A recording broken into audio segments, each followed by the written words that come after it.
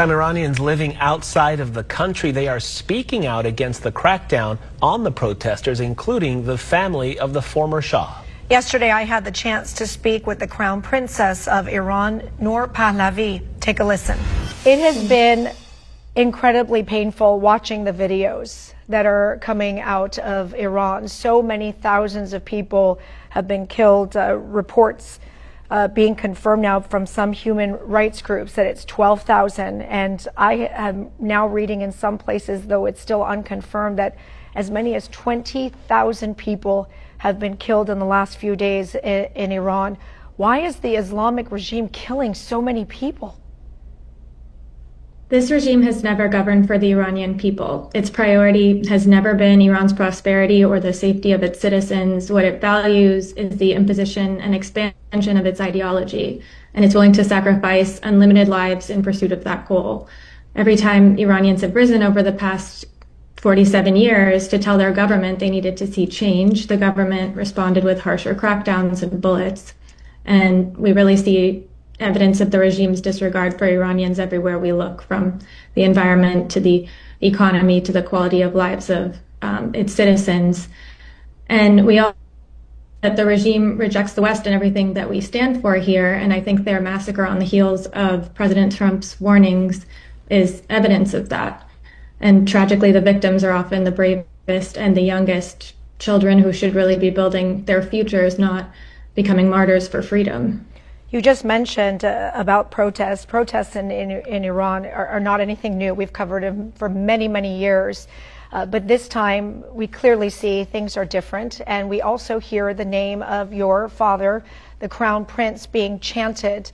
Many people listening to what he is saying. What is that like for you to hear your father's name and to hear your family name?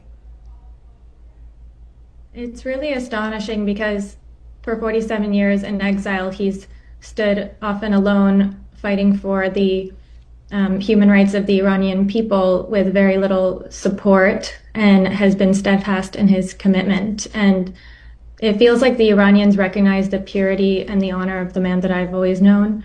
And I'm grateful that he's actually alive to see it, because unfortunately his father was not.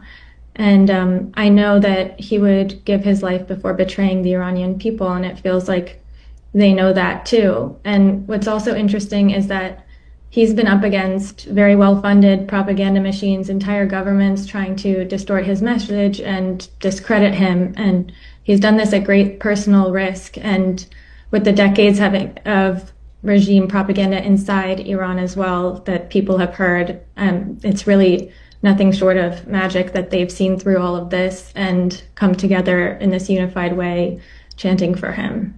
I think the most heartbreaking thing about the messages that I'm seeing is that they often start with, "This will probably be my last message."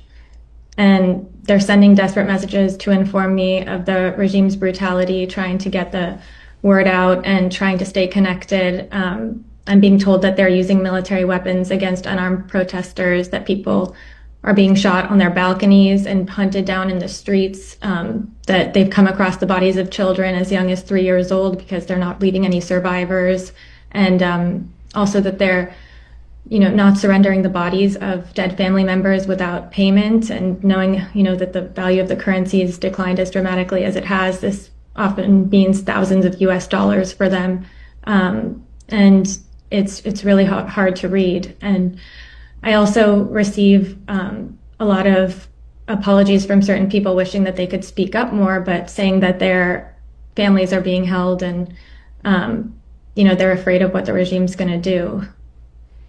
Many of these protests, including this one, the faces of so many young people just like yourself. If you could speak to them directly, the younger generation, especially after everything that we've seen over the past few weeks, what would you say? I would say that your bravery has already changed history. I would thank them, particularly the youth, for leading the ultimate battle for Iran's soul and the souls of its people. And I would also say that those of us in the diaspora carry the responsibility for making sure that your sacrifices lead to real change and not more pain. The entire Iranian diaspora is unified. Millions are showing up to protest in solidarity with their brothers and sisters inside, as I'm sure you've seen in the footage that's circulated on social media. We're glued to our phones. None of us are sleeping. We're lobbying, raising awareness, trying to educate the world, and trying to make sure that this is the last time they have to risk their lives for basic human rights. Because this really is a battle between good and evil. There's no nuance to it. There's no other side of the story. When you see the videos of people dying, that is a government waging war on its own people for peacefully protesting, as it always has, and everyone needs to speak up and be their voice. If you could say something to the world about Iranians, I think nowadays everybody has a Iranian, a Persian friend. If they haven't, they work with them. They've seen them on the streets over the past few weeks, the past few years, protesting for Iran and wanting a free Iran.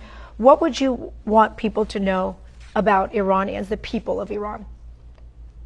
That they're not this regime, and that in Iran you find the most resilient, educated, freedom-loving people in the world, and they're silenced, but they're never broken. They're going out with such bravery. They want to participate in the global economy. They want the basic rights that people here have, and they deserve them. And I think also Iran's not a failed nation, it's a hostage nation. And when it's finally free, the world is going to see that what we've always known, which is that Iran's greatest resource is its people.